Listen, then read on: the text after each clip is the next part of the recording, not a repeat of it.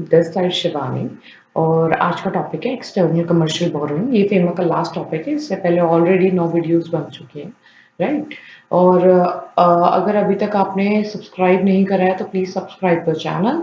Also अगर next जो topic start होने वाला है वो है पीएमएलए, ठीक है ना। एक्सटर्नल कमर्शियल बोरोइंग क्या होता है? External commercial borrowing means borrow from outside India. ये सारा का सारा टॉपिक ना हमें आरटीपी से पढ़ना है, ठीक है। तो ये प्रैक्टिस में इस स्टडी मैट के अंदर नहीं है। तो एक्सटर्नल कमर्शियल बोरोइंग क्या होता है? External commercial means borrow from outside India for a commercial purpose, मतलब for business purpose. Borrow amount from outside India for commercial purpose, ठीक है। Borrow denomination we can borrow in rupees as well as in foreign currency. If अगर foreign currency है तो foreign currency fluctuation देखना पड़ेगा, ठीक है। और अगर रुपीज में है तो हम रुपी में ही रीपे कर देंगे, कोई इश्यू नहीं है, ठीक है। अब ईसीबी के फॉर्म्स क्या होते हैं? मतलब एक्सटर्नल कमर्शियल बोरोइंग हम कैसे कैसे ले सकते हैं? लोन के फॉर्म में, डिवेंचर के फॉर्म में, बॉन्ड्स के फॉर्म में, ट्रेड क्रेडिटर्स के फॉर्म में। और एलिजिबल बोरोवर कौन कौन से होते हैं? एलिजिबल बोरोवर हो गए ऑल एंटिटीज प्लस जो पोर्ट का ट्रस्ट आते हैं वो, unit of SEZ, SIDBI, EXIM bank. ये चार स्पेसिफाई कर रखे हैं plus all the entities, right. Recognise lender कौन से होते हैं? रिकॉग्नाइज लेंडर मीन्स जो पे कर सकते हैं।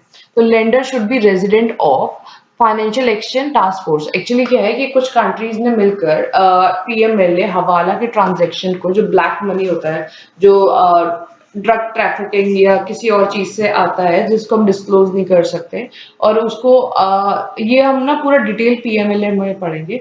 तो जो मनी लॉन्ड्रिंग को रोकने के लिए एफएटीएफ बनाया, फाइनेंशियल एक्शन टास्क फोर्स। तो वही लैंड कर सकता है, वही बैंक लैंड कर सकता है जिसके यहाँ एफएटीएफ लगता हो, राइट। तो कोई भी बैंक जो है किसी भी कंट्री से हम बोरो नहीं कर सकते।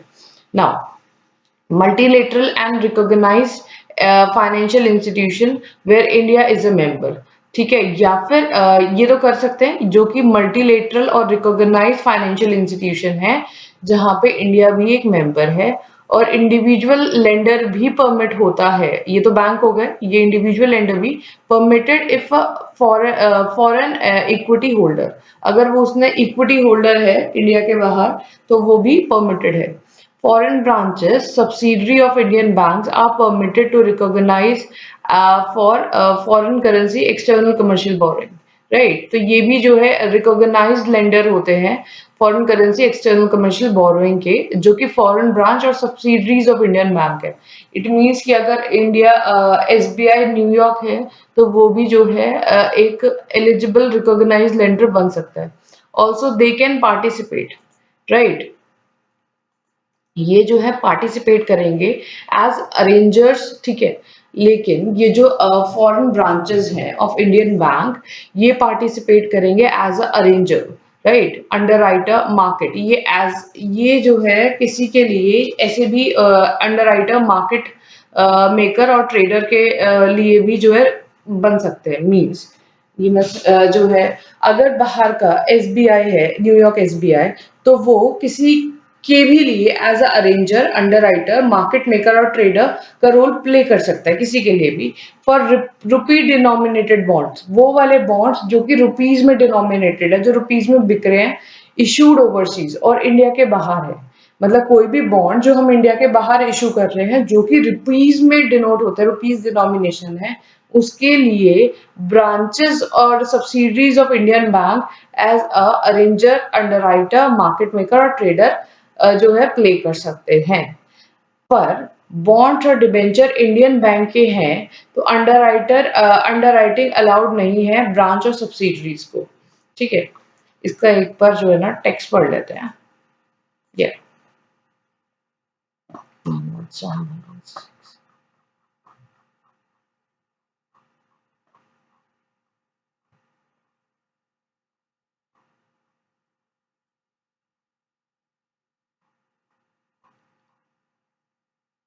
या ये था। Foreign branches and subsidiaries of Indian Bank, subject to the applicable prudential norm, can participate as arranger, underwriter, market trader for rupee denominated bond issued overseas. Same. Overseas में इशू अगर रुपी डिनोमिनेटेड बॉन्ड हो रहे हैं तो ये as a जो है underwriter, arranger, market maker जो है एक्ट कर सकते हैं। हाउएवर लेकिन अंडरराइटिंग बाय फॉरेन ब्रांचेस, जो अगर फॉरेन ब्रांचेस और सब्सिडरीज ऑफ इंडियन बैंक्स, वही ब्रांचेस और subsidiaries of Indian bank for issuance of Indian banks will not be allowed. मतलब जो इंडियन बैंक अगर कुछ इशू कर रहे हैं बॉन्ड्स वगैरह, ठीक है, तो वो अलाउड नहीं है कि उनकी सब्सिडरीज और ब्रांच उनके अंडरराइटर बन जाए, right. Minimum average maturity period, ठीक है। अब एक्सटर्नल कमर्शियल बोरोइंग का एक मिनिमम मतलब कितने टाइम में मेच्योर होना चाहिए, राइट। जैसे हम डेफर्ड पेमेंट पढ़ते थे तो वो 5 इयर्स के अंदर था कि 5 इयर्स के अंदर के जो है टर्म में खत्म हो जाना चाहिए। ऐसे ही मिनिमम पीरियड इसका कितना है, 3 इयर्स जनरली। लेकिन कुछ चीजों के लिए उन्होंने प्रिस्क्राइब कर रखा है। मैन्युफैक्चरिंग कंपनी जो जिसने $50 मिलियन लिया है, उसका मिनिमम एवरेज मेच्योरिटी पीरियड जो है कितना है, 1 year, right. For an equity holder means individual person, for working capital और रीपेमेंट ऑफ लोन, जो है वर्किंग कैपिटल, और अगर मुझे लोन रीपे करने के लिए एक और रीफाइनेंसिंग करनी है दैट इज 5 इयर्स, राइट। अब working capital on lender by NBFC for working capital, तो नॉन बैंकिंग फाइनेंशियल इंस्टीट्यूशन जो है वो फॉर वर्किंग पर्पस और जनरल कॉर्पोरेट जो पर्पस के लिए लोन लेंगे, वो होगा 10 इयर्स, राइट।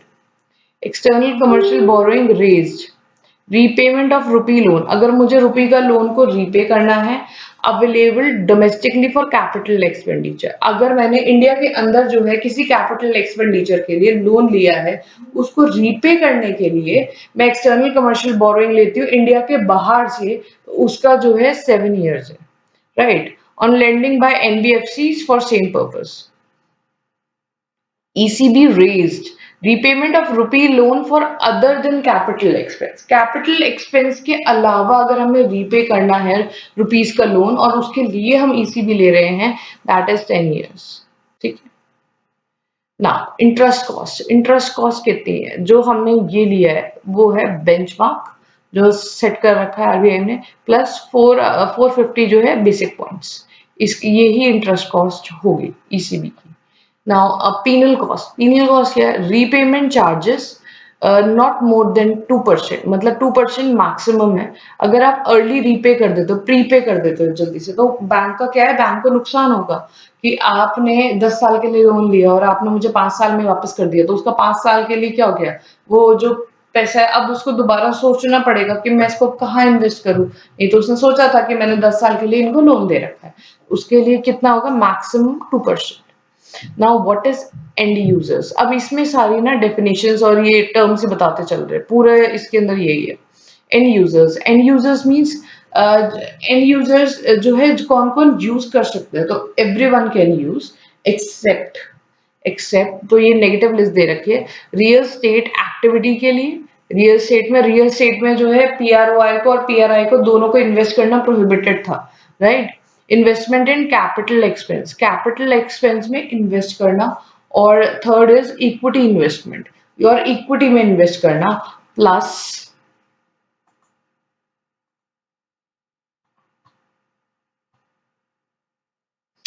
ये वाले working capital purpose accept in ECB mention in 5B and 5C above, ये वाली जितनी भी चीजें हैं ना ये यहाँ लिखी हुई है, ये वाले जो है 5E 5B, राइट। तो इसको एक बार रीड कर लेना, बाकी इंपॉर्टेंट ये वाली तीन ही है, ठीक है। नाउ हेजिंग प्रोविजन मीन्स जहाँ principal interest, sorry, hedging provision होता क्या, पहले मैं बेसिक बताती हूँ। हेजिंग प्रोविजन होता है कि अगर मैंने यूएस से लोन लिया और जब मैंने लोन लिया था तब $1 60 का था, अब जब मुझे रीपे करना है तो $1 70 का है, तो ₹10 का क्या हो गया, फ्लक्चुएशन पर यूएसडी, ठीक है। तो ये मुझे ₹10 का क्या हो गया, पर यूएसडी लॉस हो गया रीपे करने। नाउ इस चीज को मुझे हेज करना है, मतलब कि मैं अपने रिस्क को जो है सिक्योर कर सकती हूँ। सपोज मुझे रीपे करना है आफ्टर 3 इयर्स, ठीक है। तो 3 साल के लिए तो मैं वहाँ पे जो है क्या करूँगी, मैं वहाँ पे यहाँ से तो मैंने लोन लिया, वहाँ पे हो सकता है मेरा एक्सपोर्ट का बिज़नेस है, सपोज़ तो मैंने वहाँ पे सामान एक्सपोर्ट करा और आफ्टर 3 इयर्स जब मुझे रीपे करने वाली बात आई, तो वहाँ पे जो टर्म्स एंड कंडीशन है लाइक 2 साल पहले करा, ठीक है, मैंने एक्सपोर्ट और मेरा फिक्स यूएसडी है कि मुझे इतना यूएसडी इनवॉइस जो रेज़ करा वो यूएसडी में करा। सपोज़ मैंने ₹1000 का तो जो है लोन लिया था और मुझे ₹1200 जो है वहाँ पे हमने एक्सपोर्ट कर रही है यूएस के अंदर। तो उसको क्या है कि मुझे ₹1200 यूएसडी मिल रहे हैं और मुझे ₹1000 यूएसडी देने हैं, तो मैं उसको ऑफसेट कर दूँगी और मैं इंडिया 200 यूएसडी ले आऊँगी और वहाँ पर जो है 1000 यूएसडी उसको पे कर दूँगी। दैट इज़ हेज, ठीक है? कि आप अपने रिस्क को क्या करो, सिक्योर करो, ये जो फ्लक्चुएशंस हैं, इससे आपको ज़्यादा इफ़ेक्ट ना पड़े। नाउ तो इसके अंदर क्या है, ईसीबी जो है राइट 1000 यूएसडी है और एक्सपोर्ट कर दिया मैंने 1500 यूएसडी का। अब इनका क्या है, ऑफसेटिंग अलाउड है, right. Now principal plus interest, जो प्रिंसिपल और इंटरेस्ट है इसमें हेज कितना करना है, प्रिंसिपल प्लस इंटरेस्ट जो है वो 70% को हेज करना है। तो ये मैंडेटरी है कि आपको 70% तो प्रिंसिपल और इंटरेस्ट को हेज करना है। तो हेज कब करेंगे हम, हेज तो तभी करेंगे ना जब हमने लोन जो है फॉरेन करेंसी में लिया है। अगर हमने रुपीज में लोन लिया है और हमें उसको रुपी में रीपेमेंट करना है, क्योंकि जब आईएनआर लेंगे तो आईएनआर ही देंगे, फॉरेक्स नहीं देते, तो जो है तब मैं हेज करूँगी? नहीं। जब मैंने फॉरेक्स में लोन लिया है, जब मैंने फॉरेन करेंसी का डिनोमिनेशन में लोन आया है, तभी मुझे हेज करना पड़ेगा, that is 70%। Offsetting of liability against receivable can be done after approval of RBI. Offsetting कर सकते हैं पर आरबीआई का अप्रूवल लेना पड़ता है, ठीक है? ECB matured for less than 5 years। ECB matured for less than 5 years मतलब 3 years तो हमने जनरली पीरियड बताया था। फिर जो है मैन्युफैक्चरिंग के लिए अगर उसने 50 मिलियन यूएसडी लिया है तो 1 ईयर बताया था और ऐसे करके फिर 5 इयर्स का भी था, 10 का भी था, 7 का भी था। तो इस वाली ऊपर जो लिस्ट आ रही है, इसमें जो लेस देन 5 इयर्स के हैं, तो लेस देन 5 इयर्स सिर्फ एक ही है जो फर्स्ट वाला है, ठीक है? उस और तो जो है ना क्या नाम है, इनमें जो भी लेस देन जिसका maturity date less than 5 years है, उसमें जो है आप क्या नाम है ऑफसेटिंग कर सकते हो।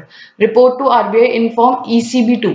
जब आप मैच्योर हो जाओगे जो है इन सब में करोगे तो आपको रिपोर्ट देनी पड़ेगी कि हमने ऑफसेटिंग करी है और हमने ईसीबी 2 फॉर्म में, right. Now change in currency of borrowing, suppose इसके अंदर क्या है, आपने जो है ना डॉलर में लोन आया है, मुझे 1000 यूएसडी का लोन लिया है, ठीक है? अब मुझे उसको इन्वेस्ट करना है यूके के अंदर, तो मैं उसको पाउंड में कन्वर्ट कर लिया, मतलब कि ये अलाउड है कि आप एक फॉरेन करेंसी को दूसरी फॉरेन करेंसी में बदल लो, कोई प्रॉब्लम नहीं, तीसरी में बदल लो, चौथी में बदल लो, कोई प्रॉब्लम नहीं। फॉरेन करेंसी को नेक्स्ट फॉरेन करेंसी में बदल लो, नो इश्यूज। लेकिन अलाउड नहीं है अगर आपने फॉरेन करेंसी को इंडियन रुपीज में बदल लिया और देन उसको आप कह रहे हो कि अब मुझे उसको फॉरेक्स पे करना है, मतलब आप फॉरेन करेंसी लाए, आपने इंडियन डिनोमिनेशन में वो पैसे ले लिए अपने सारे, ठीक है, बैंक अकाउंट में। अब आप इनसे कह रहे हो कि ये जो रुपीज थे ना, अब इनको दोबारा से ना किसी और करेंसी में या दोबारा से यूएसडी में ही आप कन्वर्ट कर दो, तो ऐसा नहीं होगा, right.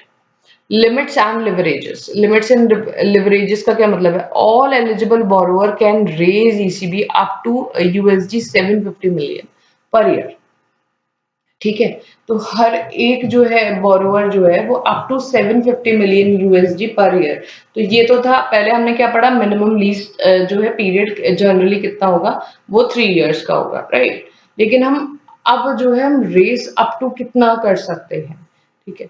Under automatic route, automatic route का क्या मतलब है कि हमें आरबीआई से अप्रूवल नहीं लेनी, पूछना नहीं है कि हम कर ले, इतना तो हमें जनरली अलाउड है। इंडिविजुअल के लिए इंडिया के बाहर पैसा भिजवाना कितना अलाउड है, 2,50,000 यूएसडी। इंडिया के लिए रिलेटिव से पैसा लेना, लोन लेना कितना अलाउड है, 2,50,000 यूएसडी।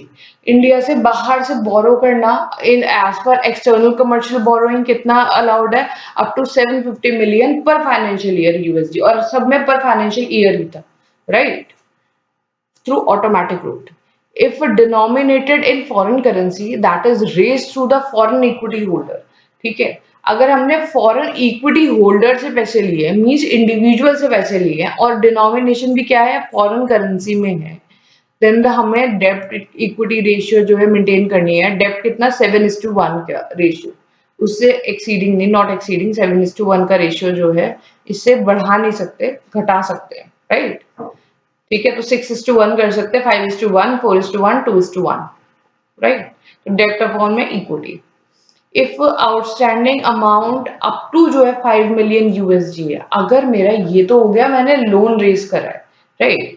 अब जो है मेरा आउटस्टैंडिंग अमाउंट मतलब जो मैंने रीपे नहीं करा वो अप टू 5 मिलियन यूएसडी है, ठीक है, 5 मिलियन यूएसडी है, then not required to maintain debt equity ratio. फिर मुझे डेट इक्विटी रेशियो मेंटेन नहीं करनी अगर आउटस्टैंडिंग अमाउंट 5 मिलियन यूएसडी है।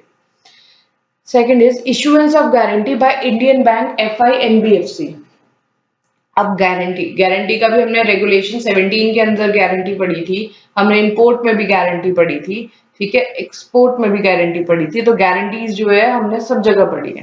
तो issuance of guarantee by Indian bank, financial institution और एनबीएफसी, जब इंडियन बैंक कोई गारंटी देता है ईसीबी के अगेंस्ट, तो वो क्या है, परमिटेड नहीं है। ईसीबी के अगेंस्ट कोई भी इंडिया का बैंक कोई गारंटी नहीं दे सकता, ठीक है। अब parking of ECB proceed, parking मतलब उसको रखना, पार्क करना, गाड़ी को पार्क करते हैं ना, एक जगह लगा देते हैं, रख देते हैं, ठीक है, तो पार्क करना मतलब रख दो, कहाँ, अब्रॉड या डोमेस्टिकली, ठीक है। तो आप जो है अपने फंड्स को अब्रॉड भी रख सकते हैं, मतलब इंडिया से बाहर आपने रेस करा है तो आप वहां के अकाउंट में भी छोड़ सकते हैं, प्लस आप इसको इंडिया लाकर भी इंडिया में भी रख सकते हो, ठीक है, तो अलाउड है, ठीक है। Invest unutilise into liquid asset, liquid asset में जो है आपको जितना भी अनयूटिलाइज अमाउंट है, सपोज अगर मैं कंस्ट्रक्शन कॉन्ट्रैक्ट कर रही हूँ तो डेफिनेटली बात है कि मैं एक ही दिन में सारा पैसा तो नहीं लगाऊंगी, मुझे अलग अलग मतलब टाइम टाइम बाद चाहिए होता है। तो इसमें यही है कि अगर आपका जो अनयूटिलाइज अमाउंट है इनटू लिक्विड एसेट में आप रख सकते हो। आपको किसमें, लिक्विड एसेट में कौन कौन से, डिपॉजिट्स में, ट्रेजरी बिल जिसका मेच्योरिटी हो 1 ईयर का, और deposit with foreign branch of Indian bank.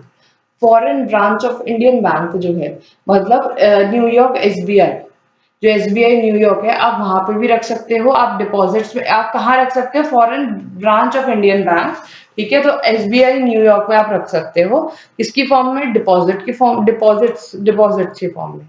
और वहां के नॉर्मल बैंक के जो इंडियन बैंक नहीं है, किसी फॉरेन बैंक ही है, उसमें आप एज अ लिक्विड एसेट रखोगे, जो कि डिपॉजिट्स भी रख सकते हो और जो है ट्रेजरी बिल भी रख सकते हो जिसका मेच्योरिटी है 1 ईयर का, ठीक है। ये तो हो गया हमारा। अब हो गया डोमेस्टिकली, डोमेस्टिकली अगर आपको पैसा रखना है in rupees, repatriated in rupee account with AD, अगर आपको डोमेस्टिकली, अब यहाँ पे अगर यूएसजी परचेज करा तो आप यूएसजी में ही रखोगे पैसा, यहाँ पर आप रुपीज फॉर्म में भी रख सकते हो। इवन क्या नाम है, क्या नाम है, अगर आप यहाँ पे रखते हो अब्रॉड में तो फायदा भी है, बताती हूँ कैसे। आपने लोन रेज करा 60 रुपीज का, मतलब 1 यूएसडी 60 रुपीज का है, अब आपने अनयूटिलाइज अमाउंट रख दिया अब्रॉड ही। नाउ अब वो आपको, अब प्रोजेक्ट चल रहा है आपका इंडिया में, अब जब आप सेकंड बार निकालने जाओगे तो 1 यूएसडी सपोज करो 65 रुपीज का है, ठीक है, तो आपको क्या हो गया, रुपीज क्या मिल गया, ज्यादा मिल गए। लेकिन वाइस वर्सा भी हो सकता है कि 1 US डॉलर जो है आपका 58 रुपीज का भी हो जाए उस टाइम पे। तो इसमें जो है फ्लक्चुएशन का जो है वो प्रॉब्लम रहेगा, ठीक है, कि आप इसमें बेनिफिट भी कमा सकते हो और आप लॉस भी इनकर कर सकते हो। नाउ डोमेस्टिकली क्या होता है, जैसे ही आप पैसे सारा इंडिया में लिया है, आपने कहा कि मैं फॉरेन से रेस करता हूँ, सारा पैसा अपना इंडिया में रखूंगा, कोई फॉरेन एक्सचेंज गेन का कोई प्रॉब्लम नहीं है अनयूटिलाइज अमाउंट पर, ठीक है। तो आपने वो सारा का सारा पैसा रुपीज अकाउंट में रख लिया विद एडी, ठीक है, बैंक के पास रख लिया कि आप मेरा ये सारा फॉरेक्स, अब आप फॉरेक्स इंडिया में आते ही कन्वर्ट कर देंगे वो रुपीज में, आपको फॉरेक्स नहीं मिलेगा। Now after parking of fund, procedure to raise ECB, ECB को कैसे रेज करते हैं, ईसीबी को दो रूट से रेज कर सकते हैं, एक ऑटोमेटिक रूट, एक अप्रूवल रूट। सेम हमने ओवरसीज ओडीआई में भी पढ़ा था कि हमने ऑटोमेटिक रूट और अप्रूवल रूट दो रूट से लिया था। ऑटोमेटिक रूट में क्या होता है, हमें आरबीआई की अप्रूवल की जरूरत नहीं है। अप्रूवल रूट में क्या होता है, हमें आरबीआई की गाइडलाइंस प्लस जो है फॉर्म ईसीबी जो है वो उस पर फोकस करना, ईसीबी देना होता है। और रिपोर्टिंग रिक्वायरमेंट, रिपोर्टिंग क्या है, अगर हम पहले जब इंपोर्ट और एक्सपोर्ट करते थे तो हमने रेगुलेशंस में पढ़ा था फेमा की कि हमें एक इंपोर्टर और एक्सपोर्टर जो है रेगुलेशन नंबर लेना होता है, ठीक है। तो लोन रजिस्ट्रेशन नंबर जो है LRN, टू ऑब्टेन LRN, अब LRN ऑब्टेन करने के लिए क्या करना होता है, borrower submit form ECB, ECB का फॉर्म सबमिट करना पड़ता है, ठीक है। तो बोरोअर क्या करेगा, वो 2 कॉपीज देगा AD को, मतलब बैंक को देगा फॉर्म ECB में, और RBI को जो है, AD जो है RBI को जो है सबमिट कर देगा। RBI का कौन से डिपार्टमेंट में, DSIM में, department of static and information management. वो सेटिस्फाई होते हैं कि हाँ वैलिड ग्राउंड से ECB लिया जा सकता है, तो वो ग्रांट कर देंगे LRN, right. Now changes in ECB, अब ये तो हमने नॉर्मल एक ECB के लिए फर्स्ट फॉर्म, अब मुझे चेंजेस हो गए, मुझे लोन के अमाउंट में चेंज हो गया, मुझे जहां कंट्री थी उसमें चेंज हो गया, बैंक चेंज हो गया, उस चीज के लिए जो चेंजेस है तो वो मैं 7 days ऑफ चेंज में इंटीमेट करूंगी बाय सबमिटिंग रिवाइज ECB जो है DSIM को रिवाइज ECB सबमिट कर दूंगी, ठीक है। अब जो है मैंने ECB ले लिया है, मतलब मैंने LRN नंबर ले लिया है, अब और मुझे लोन भी मिल गया है, तो मुझे क्या करना पड़ेगा, मंथली रिपोर्टिंग करनी पड़ेगी ऑफ एक्चुअल ट्रांजैक्शन की कितनी ट्रांजैक्शंस हुई हैं। तो मैं फॉर्म ECB 2 फाइल करूंगी with the bank 7 working days from closing of a month, मतलब मंथ के एंड होने से, लाइक अगर 30 दिनों का मंथ है तो मुझे 27th को, वो सॉरी 23rd को तक जो है ना उसको क्या नाम है, रिपोर्टिंग करनी पड़ेगी DSIM को, राइट। अगर डिले हो गया सबमिशन में, फॉर्म सबमिट करने में, अगर मुझे 30 डेज, मतलब जो ड्यू डेट थी उसके 30 डेज कैलेंडर डेज से ड्यू डेट, जो मेरी ड्यू डेट थी उसके 30 कैलेंडर डेज में अगर मैं सबमिट कर दिया तो मुझे जो है 5,000 की पेनल्टी देनी पड़ेगी। अप टू 3 years हो गया from due date of submission, मतलब 3 साल से जो है तक, ठीक है, 3 साल तक जो है, तो मुझे 50,000 रुपीज देने पड़ेंगे, और अगर बियॉन्ड 3 years हो गया तो मुझे 1 लाख रुपीज पे करने पड़ेंगे। लेट फीस पेड थ्रू, अगर जो लेट फीस है जो मैं दे रही हूँ वो मुझे रुपीज में देनी है, क्योंकि ऑब्वियसली मैं RBI को दे रही हूँ, इंडिया के अंदर दे रही हूँ। जो लेट फीस है वो डिमांड ड्राफ्ट के थ्रू पे होगी in favour of RBI। Now what is untraceable entity, untraceable entity क्या होती है, जो कि एंटिटी डिसअपेयर हो जाए, दिखे ही ना, ठीक है, अब नहीं है वो एंटिटी, पहले थी, ठीक है। अब किसी भी मूवी में जो चिट फंड वाली कंपनीज होती हैं, जो फिर हेरा फेरी में था कि चिट फंड वाली कंपनी थी, वो पैसा इन्वेस्ट कर कर आया और जब वो दोबारा गया तो कंपनी एकदम डिसअपेयर, गायब, कुछ नहीं था, राइट। तो ऐसे ऐसे वाले जब केसेस आ जाए ना और बैंक वालों को पता ही ना लगे कि वो कंपनी कहाँ गई, क्या हुआ उसका, उसको कहते हैं अनट्रेसेबल एंटिटी। तो उसके अंदर क्या चीजें होती है, या तो अगर जो पर्सन है, पर्सन मतलब कंपनी, जो एंटिटी है वो सबमिट ना कर पाए 8 क्वार्टर्स और मोर तक जो है ईसीबी फॉर्म अगर उसने सबमिट नहीं करा for 8 quarters and more, untraceable entity बन जाएगा if entity auditor director are not reachable, responsive or reply in negative over email, letter, phone for a period of not less than 2 quarters। 2 quarter के period से, मतलब हम उनको phone कर रहे हैं तो एंटिटी के ऑडिटर, उनके डायरेक्टर्स जो है वो नॉट रीचेबल है, उनको 2 क्वार्टर से फोन करा जा रहा है और वो कोई रिप्लाई नहीं कर रहे हैं, ठीक है। अब है कंडीशन, और कौन कौन सी कंडीशन है, registered office not found operative, registered office जो है ऑपरेटिव नहीं है, ठीक है। Entity not submitting statutory auditor certificate, मतलब कि उसने स्टैट्यूटरी ऑडिट 2 years और मोर से कराई ही नहीं है, ठीक है, 2 साल से जो है कराई ही नहीं है। एक्शन बाय एडी, एडी का क्या एक्शन होगा, जो अब इसके अंदर जब एंटिटी अनट्रेसेबल है और वो कुछ नहीं कर रही है, एक्शन कौन लेगा, एक्शन बैंक लेगा। तो एडी जो लेगा, एडी क्या करेगा, फाइल करेगा revise ECB form, if required ECB 2 for without certificate from company with untraceable entity written bold on top, untraceable entity ऊपर बड़ा बड़ा लिखकर जो है ना ECB 2 फॉर्म जो है फाइल कर देगा। और जो आउटस्टैंडिंग अमाउंट है वो सारी की सारी क्या हो जाएगी, एक्सटर्नल डेप्ट की वो राइट ऑफ कर देंगे, ठीक है। वो तो राइट ऑफ हो गई, राइट ऑफ फ्रॉम एक्सटर्नल डेप्ट liability and recovered from judicial और नॉन जुडिशियल मीन्स, जुडिशियल और नॉन जुडिशियल मीन्स से जो है वो क्या हो जाती है उसकी रिकवरी, ठीक है। No fresh ECB application of entity processed by AD, कोई फ्रेश ईसीबी एप्लीकेशन प्रोसेस नहीं होगी। No inward remittance is allowed under auto route, auto routes के अंडर जो है कोई जो है रेमिटेंस, इनवर्ड रेमिटेंस अलाउड नहीं होगी। नाउ इसके आगे के ना मैंने नोट्स नहीं बनाए हैं, तो वो हम आरटीपी से करेंगे।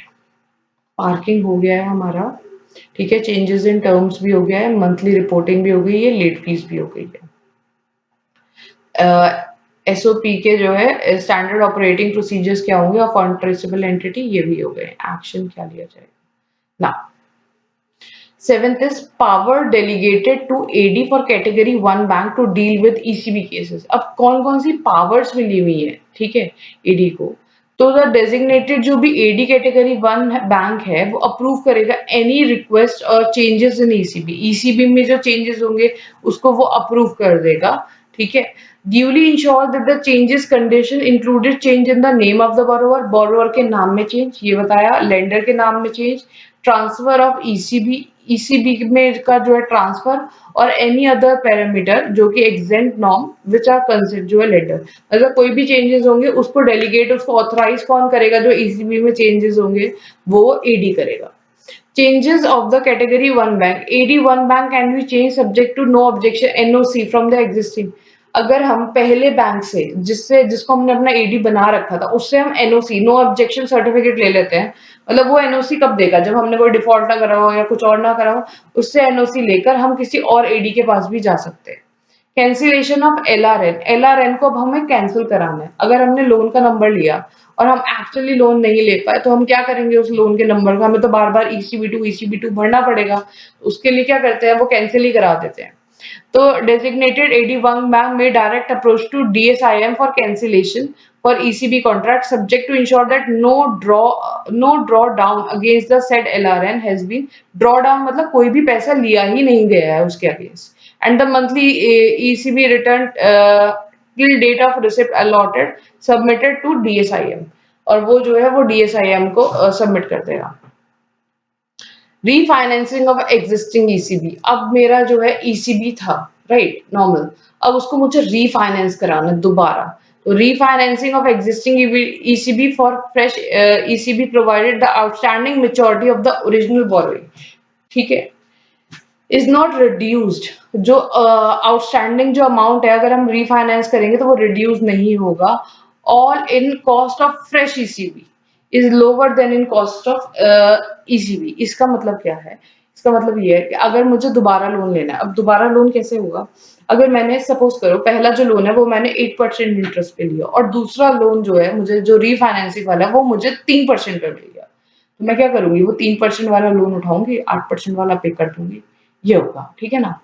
Further, refinancing of ECB raised under the previous framework may also be subject to the addition ensure that borrower is eligible to raise under the exempt framework. Raising a fresh ECB to refinance the existing ECB is also permit है, subject to same conditions, कुछ conditions लगाकर, right? Indian banks are permitted to participate in the refinancing of existing only for the higher rate corporates, ठीक है। Higher rate corporates का मतलब क्या है, वो सिबिल की जो रेटिंग पड़ी थी कि आरबीआई की डिफॉल्टर लिस्ट में नहीं होना चाहिए, ठीक है, ओडीआई जो है ले लेंगे पर आरबीआई की डिफॉल्टर लिस्ट में नहीं होना चाहिए, सिबिल वाला, ठीक है। तो उसके अंदर जो है triple A rating, double A rating, ऐसे वाली जो रेटिंग मिलती है। तो रीफाइनेंसिंग सिर्फ ट्रिपल ए रेटिंग वाले बोरोवर्स के लिए अलाउड है, and for Maharatna and Navratna public sector unit, ये जो डिफाइन कर रखा है पीएसयू को, जो महारत्ना और नवरत्ना है, ठीक है।